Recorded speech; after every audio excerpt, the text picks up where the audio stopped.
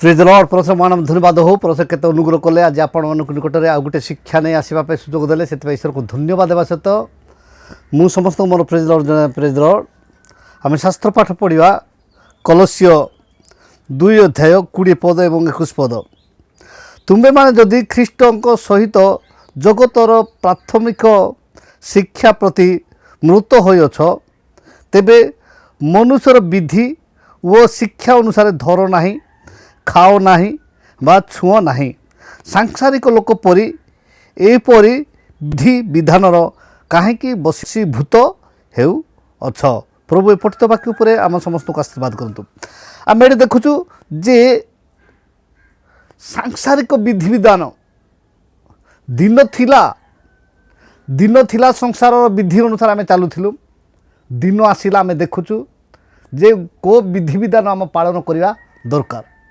AB जो विधिराक जो तैयार करुँच से शास्त्र विहुने विधि विधान जोटा जो लोक मान को भ्रांत शिक्षा जो देउछथि से मान ईश्वर को राज्य को जीवे तो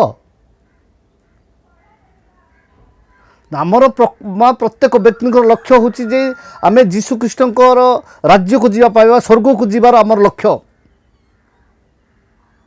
आउ ए शास्त्र आमको कहे कि तुम गुटे जुड़ ना कि तुम गुटे कमाओ नहीं किंतु उल्टा शिक्षा जो मान दौरान से माने केहू शास्त्र केहू ठारू बाइबल लिखा जाए जो तुम्हें गुटे जुड़ब ना कि गुटे कमेब ना कहीं मु आज को 1991 ठारू बाइबल ट्रेनिंग गलाटू आज पर्यंत मु जानी नहीं बा शास्त्र लेखा नहीं जे 40 दिन जीशु ख्रीष्ट मरिबा पूर्व उपवास करथिले बोलिकी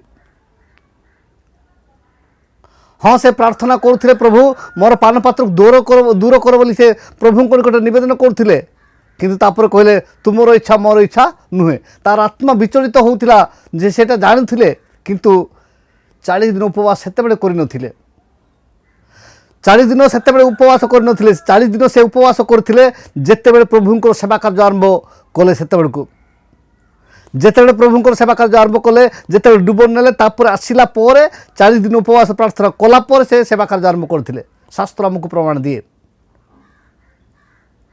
किंतु आज जो परंपरा रीतिनीति जो चलई चली जो माने चलई करुँच से माने निजे ईश्वर को राज्य को जीवे कि सेतिपाई ए विधि विधान जीशु जेतेबेले डुबन नेबा को गले बाप्तिज को जहन पाखक से बाप्तिज को जहन कहले तुम डुबन नेबा लोक कहीं मो पाखक आछंती सेतेबेले को कहले जे आमे एही प्रकार धर्म कर्म साधन करिबा एही प्रकार भाव आमे माने साधन करिबा एमती आमे डुबन देबा किंतु ए छिट्टा बाप्तिस्म वाला जीवे तो छिंचा बाप्तिस्म जोटा करूछंती से मान जीवे सत्य ज्ञात हंतु सत्य जानतु सत्य कथारे आपण भरोसा दे चलतु जीशु जानी लोक मान मो उपरे भरोसा करेंगे ना मरियम उपरे भरोसा करेंगे ताहां से माने प्रथम प्रायोरिटी देवे बोली से कहले गो नारी बोली कहले तोर सहित मोर संपर्क ना जो विवाह भोजी रे हो कि मृत्यु क्रूस थिला बेलू से कहले जे गो नारी से हूँ तुम पुत्र आ से मध्य पवित्रात्मा पाइबापी 120 जन जिते थे पवित्रात्मा पाइबापी वाक्य को पठन करतु वाक्य जोटा लेखा होता पर्वपर्वाणी पालन करतु ए मनुष्यर विधि एवं एक्स्ट्रा बही अन्य बही को अनुसरण करतु ना जप मेला ए बही जाक करतु ना शास्त्र तो संपूर्ण खाई जे तुम्हें जेकोसी ठारे तुम्हें प्रतिमा निर्माण करिवो नाही आकाशरे हो कि पृथ्वी रे हो कि निचस्थ जल रे हो तुम्हें प्रतिमा निर्माण करिवो नाही आ ए प्रतिमा निर्माण करिवा ए जो भस्म कौन कौन करिवा ए पालन करिवा एइटा जाक जो करिकी लोक मान को विभ्रांत करिवा परिवर्ते सत्य वाक्य शिक्षा दियंतु ए परंपरा आगर पूर्व थिला जीशु सेतिपाई कहले जे तुम्हें माने व्यवस्था पाई बोल कि ए मुखर आज्ञा पाई बोल कि तुम कौन ईश्वर को वाक्य को व्यर्थ करुछ ଯେତେବେଳେ ସେମାନେ କହିଲେ ଯେ ତାଙ୍କ ଶିଷ୍ୟମାନେ ହାତ ଧୋଇକି ଖାଇଲେ ନାହିଁ, ସେତେବେଳକୁ ସେ ମାନେ କହୁଛନ୍ତି ତୁମର ଶିଷ୍ୟମାନେ ହାତ ଧୋଇକି ଖାଉନାହାନ୍ତି ବୋଲିକି ଯେତେବେଳେ କହୁଛନ୍ତି, ସେତେବେଳେ କହିଲେ ଯେ ଏଇ ମନୁଷ୍ୟର ବିଧିବିଧାନ, ଏଇଟା ହେଉଛି ମନୁଷ୍ୟମାନଙ୍କର ବିଧିବିଧାନ, ଆଉ ଏ ଖାଲି ରୀତିନୀତି ନିୟମ କାନୁନ ଖାଲି କରିକି ଆଉ ଈଶ୍ୱରଙ୍କ ବାକ୍ୟକୁ ପାଳନ ନ କରିକି ଯେଉଁମାନେ ଚାଲୁଛନ୍ତି ସେମାନେ ଈଶ୍ୱରଙ୍କ ରାଜ୍ୟକୁ ଯିବେ ତ। ମାଥ୍ୟୁ 15 ଅଧ୍ୟାୟ ପାଇଁ ଏଠି ଯୀଶୁ କଡ଼ା ବାକ୍ୟ କହିଲେ, ମାନେ କଠୋର କଥା କହିଲେ। ଯେଉଁ କଥା କି ସେ କହିଲେ 15 ଅଧ୍ୟାୟ 7 ପଦ ଦେଖୁଛୁ, ରେ କପଟି ମାନେ ଯିଶେ ତୁମମାନଙ୍କ ବିଷୟରେ ଯଥାର୍ଥ ରୂପେ ଏହି ଭାବବାଣୀ କହିଅଛନ୍ତି, ଏହି ଜାତି ମୁଖରେ ଆମ୍ଭକୁ ସମାଦର କରନ୍ତି କିନ୍ତୁ ସେମାନଙ୍କର ହୃଦୟ ଆମ୍ଭଠାରୁ ଦୂରରେ ଥାଏ। ସେମାନେ ମନୁଷ୍ୟମାନଙ୍କ ବିଧିଗୁଡ଼ିକୁ ଧର୍ମର ଉପଦେଶ ବାଣୀ ବୋଲି ଶିକ୍ଷା ଦେଇ ବୃଥାରେ ଆମ୍ଭର ଆରାଧନା କରନ୍ତି।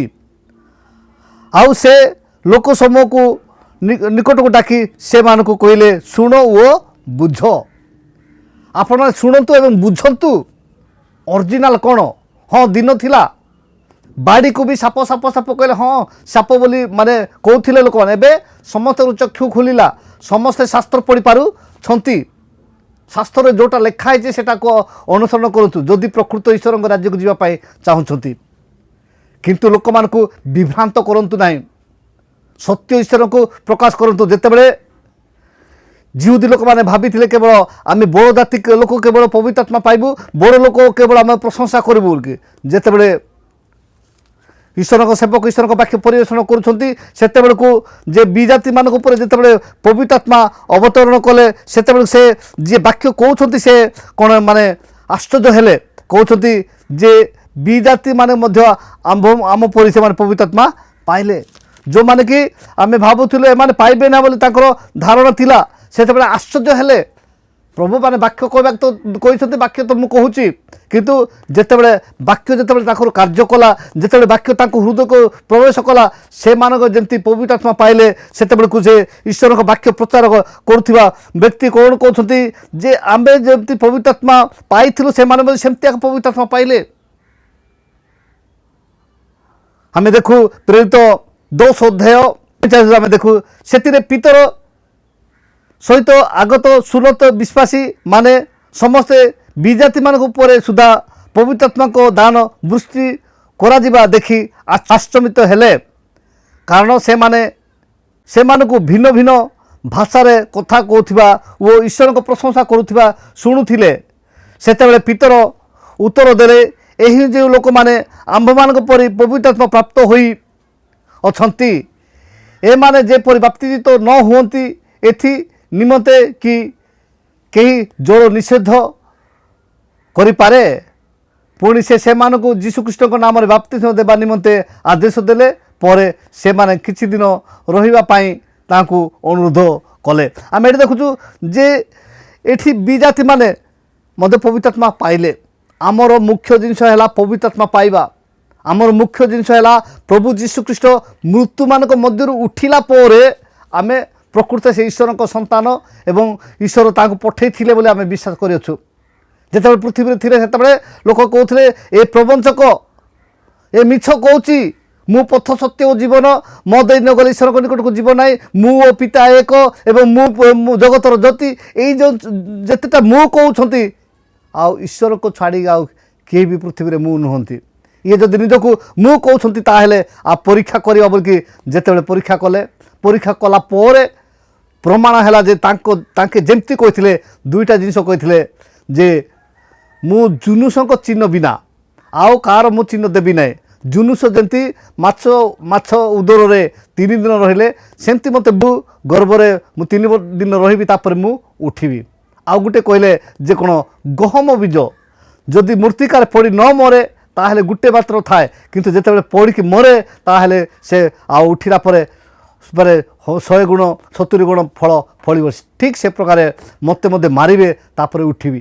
ଏ ଦୁଇଟି କାରଣ ପାଇଁ ତାକୁ ମାରିଲା ପରେ ମଧ୍ୟ ତାହାଙ୍କର ସମାଧିକୁ ଜଗିଲେ। ସମାଧିକୁ ଜଗିଲା ପରେ ମଧ୍ୟ ସେ ଯେତେବେଳେ ପୁନରୁତ୍ଥିତ ହେଲେ ଏବଂ ସେ ଯାହା ରହିଲେ, ତାପରେ ଯେଉଁ ଶିକ୍ଷା ଦେଲେ ସେଥିପାଇଁ ଆମେ ପୃଥିବୀ ସାରା ଲୋକ ଆମେ ଆଜି ବିଶ୍ୱାସ କରୁଛୁ ଯେ ମୃତ୍ୟୁମାନଙ୍କ ମଧ୍ୟରୁ ପୁନରୁତ୍ଥିତ ପରମେଶ୍ୱରଙ୍କର ବାକ୍ୟ ସତ୍ୟ ଏବଂ ସେ ସତ୍ୟ ଏବଂ ତାଙ୍କର କର୍ମ ସତ୍ୟ। କିନ୍ତୁ ଏଇ ଯେଉଁ ପରମ୍ପରା ରୀତିନୀତି ଯେଉଁମାନେ ନିଜେ କଳ୍ପନା କରିକି ନିଜେ ରଚନା କରିକି ନିଜେ ଲେଖିକି ନିଜେ ଯେଉଁ ଡକ୍ଟ୍ରିନ୍ ବନେଇକି ଯେଉଁମାନେ ଯେଉଁ ଲୋକମାନଙ୍କୁ ବିଭ୍ରାନ୍ତ କରୁଛନ୍ତି ସେମାନେ ସ୍ୱର୍ଗକୁ ଯିବେ ତ? ନିଜେ ଯିବେ କି ନାହିଁ କନଫର୍ମ ସେଟା ଦେଖନ୍ତୁ, ଅନ୍ୟମାନଙ୍କ କଥା ଛାଡ଼ନ୍ତୁ।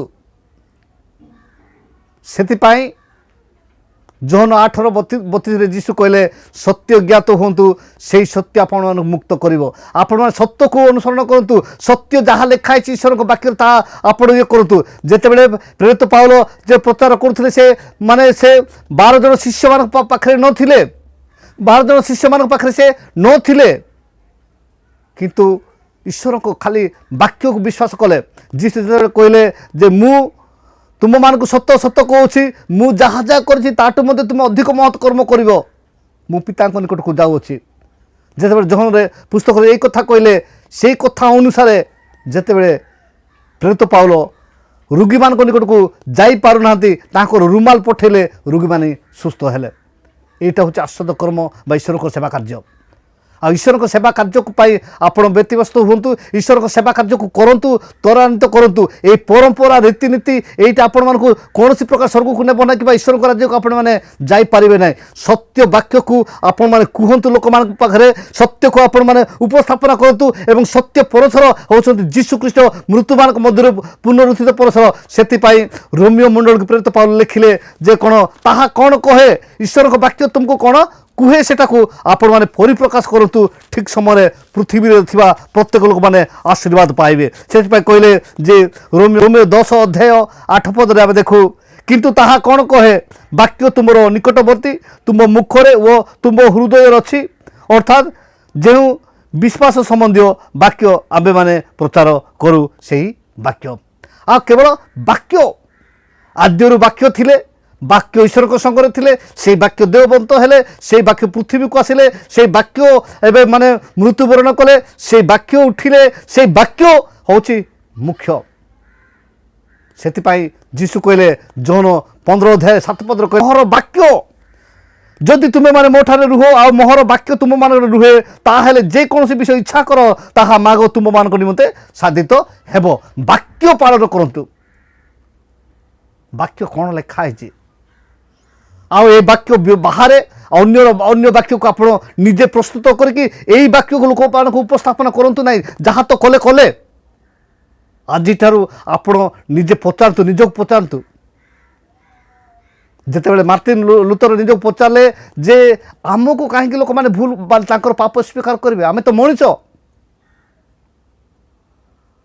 ଆଉ ପିତାଙ୍କୁ କହିବାକୁ ପଡ଼ିବ, ସେମାନେ ପ୍ରୋଟେଷ୍ଟ କଲେ। ଆଉ ଠିକ୍ ସେ ପ୍ରକାର କରି ଆଜି ଆସିକି ଆମେ ଦେଖୁଛୁ, ତନ ଆମେ ପଢ଼ୁଛୁ ଯେ କେଉଁଠି କ'ଣ ଲେଖା ହେଇଛି। ଯୀଶୁ କହିଲେ ମାନେ ତୁମେ କାହାକୁ ଗୁରୁ ବୋଲି ସମ୍ବୋଧନ କର ନାହିଁ, ତୁମେ କାହାକୁ ପିତା ବୋଲି ସମ୍ବୋଧନ କର ନାହିଁ। ଆମେ ଦେଖୁଛୁ ଯେ ମାଥ୍ୟୁ 23:8 ଏବଂ 9 ଲେଖା ହେଇଛି ଯେ କହୁଛନ୍ତି ଯେ ତୁମେମାନେ 8 ଏବଂ 9 ଦେଖୁଛୁ, କିନ୍ତୁ ତୁମେମାନେ ଗୁରୁ ବୋଲି ସମ୍ବୋଧିତ ହୁଅ ନାହିଁ, କାରଣ ତୁମମାନଙ୍କ ଗୁରୁ ଜଣେ, ତୁମେମାନେ ସମସ୍ତେ ଭାଇ। ଆଉ ପୃଥିବୀରେ କାହାକୁ ହିଁ ପିତା ବୋଲି ସମ୍ବୋଧନ କର ନାହିଁ, କାରଣ ତୁମମାନଙ୍କ ପିତା ଜଣେ, ସେ ସ୍ୱର୍ଗରେ ଅଛନ୍ତି। ଆମମାନଙ୍କ ପିତା ସ୍ୱର୍ଗରେ ଅଛନ୍ତି,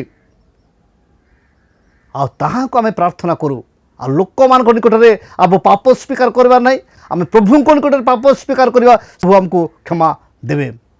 ଆଜିର এই ଅଳ୍ପ ଶିକ୍ଷା ଉପରେ ପ୍ରଭୁ ଆମ ପ୍ରତ୍ୟେକଙ୍କୁ ଆଶୀର୍ବାଦ କରନ୍ତୁ। ରହିଲି, ନମସ୍କାର, ପ୍ରେଜ୍ ଦ ଲର୍ଡ।